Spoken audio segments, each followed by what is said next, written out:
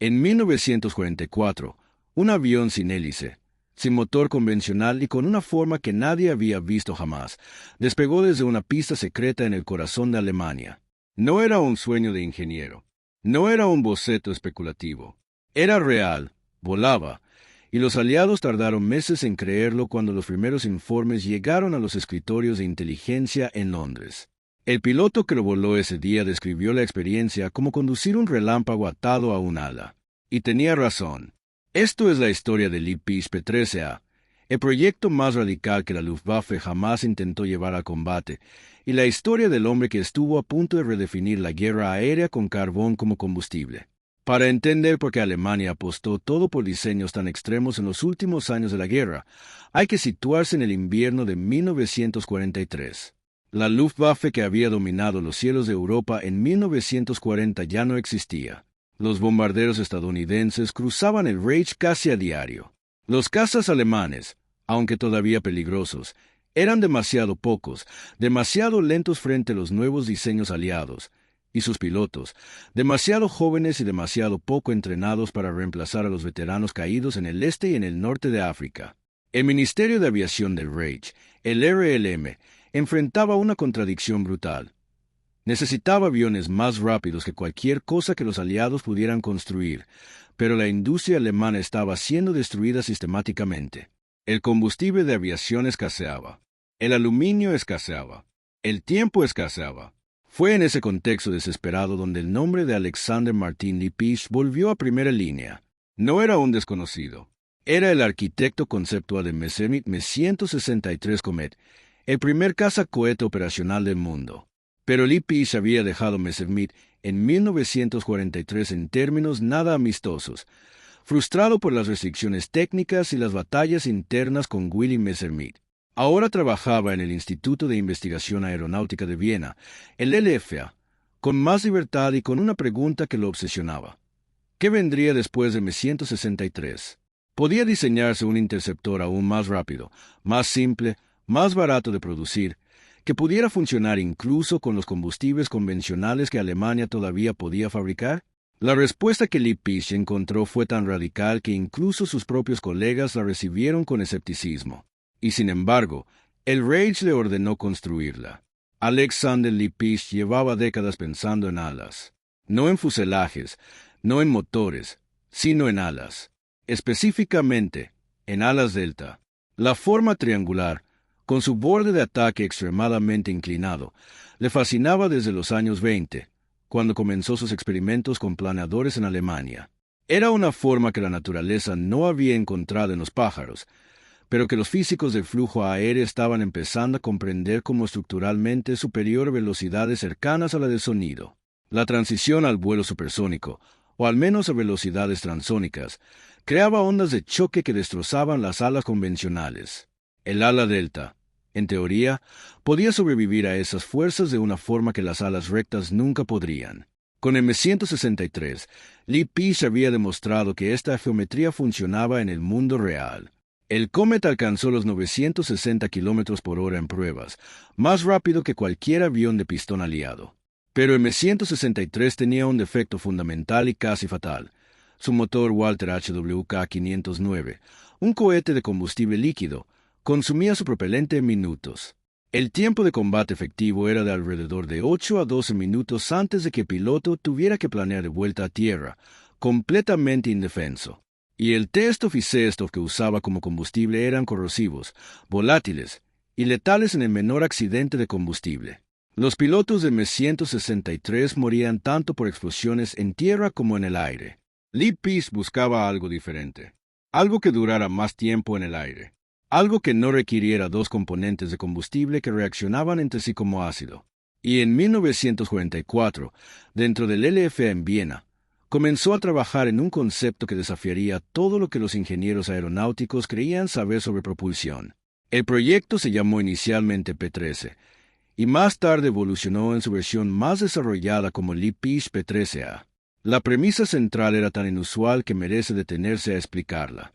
Lippisch propuso un interceptor delta impulsado por un estatorreactor, un ramjet, que en lugar de combustible de aviación convencional o propelentes cohete, quemaría carbón granulado, almacenado en una rejilla rotatoria dentro de la cámara de combustión, encendido por el flujo de aire comprimido a alta velocidad.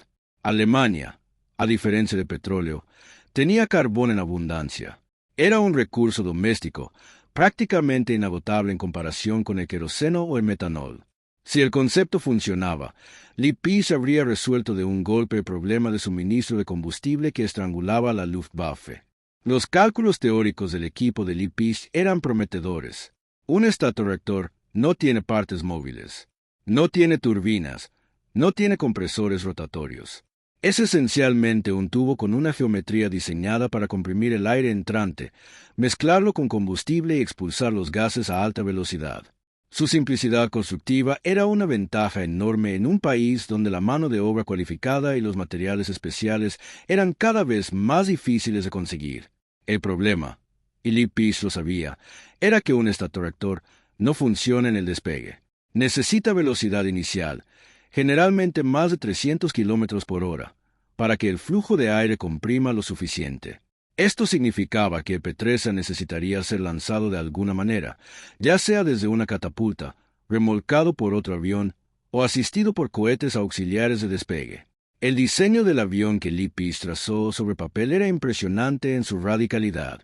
Un ala delta pura, sin planos de cola horizontales, con el piloto sentado en una cabina en posición casi reclinada para tolerar mejor la aceleración. El fuselaje era mínimo, prácticamente una protuberancia sobre el centro del ala. La toma de aire delantera era enorme en proporción al tamaño del avión, diseñada para capturar el flujo necesario para el ramjet. Las estimaciones de velocidad máxima que el equipo calculó, con las debidas cautelas, superaban los 1.600 km por hora en condiciones óptimas. Si esas cifras hubieran resultado correctas en la realidad, el P-13 habría sido el avión más rápido de la Segunda Guerra Mundial por un margen considerable. Sin embargo, en 1944, el P-13 era todavía solo cálculos y bocetos. Para validar los principios aerodinámicos fundamentales, Lippisch y su equipo construyeron un planeador a escala Paille-Leverrier. Este planeador se conoce históricamente como el Lippisch M1, y su historia merece atención propia porque es uno de los artefactos más inusuales que sobrevivieron a la guerra. El DM-1 era esencialmente una maqueta de madera y tela de P-13A, sin motor, diseñada para ser remolcada a altitud por otro avión y luego liberada para planear, permitiendo a los pilotos y a los ingenieros comprender cómo se comportaba realmente esa geometría delta en el aire. La construcción del DM-1 se llevó a cabo en Prien am Chiemsee, en Baviera, durante 1944 y los primeros meses de 1945. Las instalaciones eran deliberadamente discretas. Alemania en ese periodo había aprendido a dispersar sus proyectos de investigación avanzada en instalaciones pequeñas y relativamente ocultas, lejos de las fábricas principales que los bombarderos aliados atacaban con creciente precisión.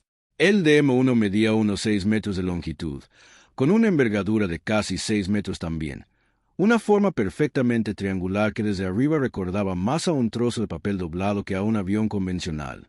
El piloto de pruebas asignado a este planeador experimental era Heinz Aver, aunque los registros históricos sobre los vuelos reales del DM-1 son fragmentarios. Lo que sí está documentado es que el programa alcanzó un estado avanzado de construcción antes de que los eventos de los últimos meses de la guerra interrumpieran el cronograma de pruebas. La progresión lógica habría sido probar el planeador, analizar los datos aerodinámicos y luego construir un prototipo motorizado del P-13A con el ramjet de carbón. Pero la guerra no esperó. La cronología del colapso alemán en el invierno y la primavera de 1945 es bien conocida. Las fuerzas aliadas avanzaban desde el oeste y desde el este con una velocidad que hacía imposible mantener la continuidad de programas técnicos complejos. Los ingenieros eran evacuados, los archivos destruidos o escondidos, los prototipos abandonados o saboteados para evitar su captura. El DM-1 corrió una suerte inusual. Cuando las fuerzas estadounidenses llegaron a Prien am Chiemsee en mayo de 1945, encontraron el planeador prácticamente intacto, aún en su hangar improvisado. Para los técnicos militares estadounidenses que lo inspeccionaron, el D-1 era un objeto de intensa curiosidad.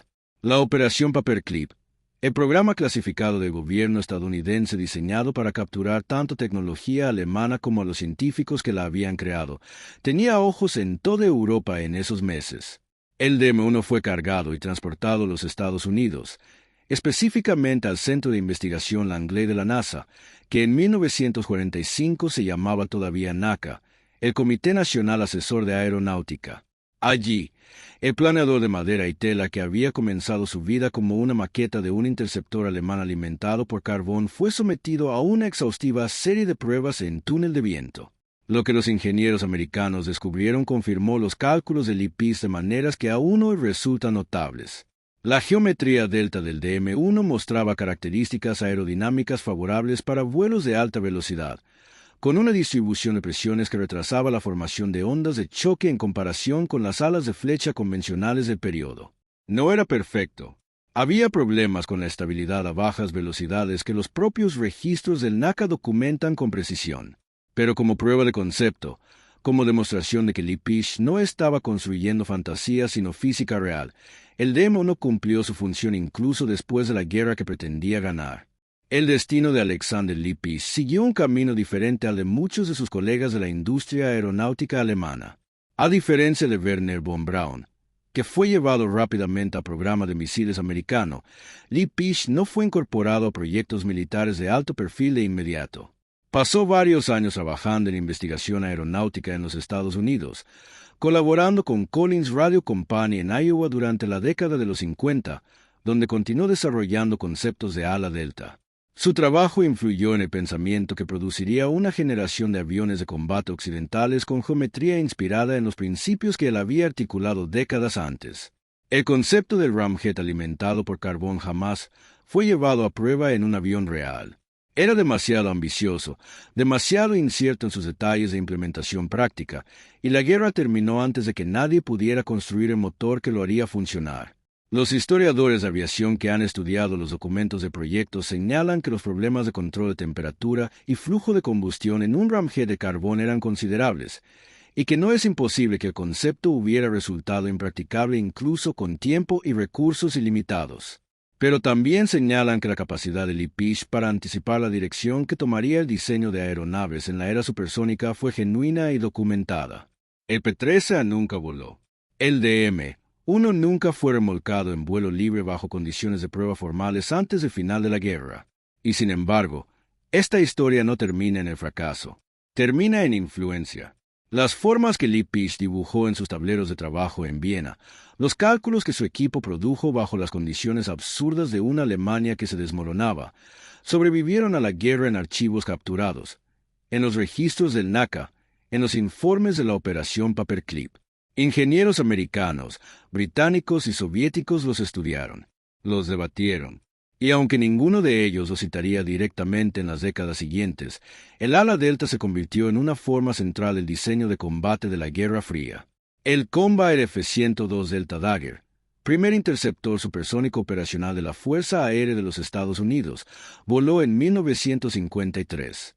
El avión de combate francés Mirage 3, que entró en servicio en 1961 y que fue utilizado en conflictos reales en 3 continentes, era un ala delta. El Avro Vulcan británico, bombardero estratégico de la era nuclear, era un ala delta. Ninguno de estos aviones era el P-13A, pero todos ellos llevaban en su geometría una deuda con el trabajo que Lee Pease había realizado, en parte en los laboratorios de Messerschmitt, en parte en las instalaciones del LFA en Viena, y en parte en los bocetos desesperados de un ingeniero que intentaba encontrar una forma de ganar una guerra que ya estaba perdida. Hay algo profundamente paradójico en esta historia. Los proyectos más radicales de la Alemania nazi, aquellos concebidos precisamente para revertir una derrota inevitable, terminaron contribuyendo de manera sustancial al armamento de las potencias que los habían derrotado. La tecnología no tiene lealtad. Los principios aerodinámicos que Lee Pease articuló no eran propiedad del Reich, eran física, y la física sobrevive a cualquier régimen. Lo que el DM-1 demostró en el túnel de viento del NACA en Langley en 1945 y 1946 era simplemente verdad, independientemente de las circunstancias históricas que habían producido ese extraño planeador de madera. El propio DM-1 existe todavía. El planeador original, o los restos de él, se conservan en colecciones de museo en los Estados Unidos, aunque en un estado fragmentario. Es un objeto extraño, sin la elegancia de un caza operacional, sin el dramatismo visual de un Comet OME 262. Es un triángulo de madera, pero es un triángulo que contiene dentro de sus formas la silueta de todos los aviones de combate que vendrían después. El P-13A fue clasificado como secreto en el momento en que se concibió, y esa clasificación sobrevivió durante décadas en los archivos americanos y alemanes. No por razones operacionales, ya que nunca fue operacional, sino porque los principios que representaba seguían siendo relevantes, seguían siendo aplicables, seguían siendo una ventaja si nadie más los conocía. La guerra terminó. La carrera armamentística comenzó. Y los secretos del IPIS pasaron de un bando al otro, sin que muchos supieran que estaban cruzando. Eso es quizás lo más revelador de este capítulo entero de la historia de la aviación. No que Alemania intentara cosas imposibles en los últimos años de la guerra. Eso era predecible dado el contexto. Lo verdaderamente revelador es cuántas de esas cosas imposibles no lo eran tanto. Cuántas de ellas eran simplemente prematuras, carentes de recursos o de tiempo, pero no carentes de fundamento técnico. El P-13A nunca quemó carbón en el aire, pero el ala delta que habría portado ese motor se convirtió en la forma dominante del combate aéreo durante décadas.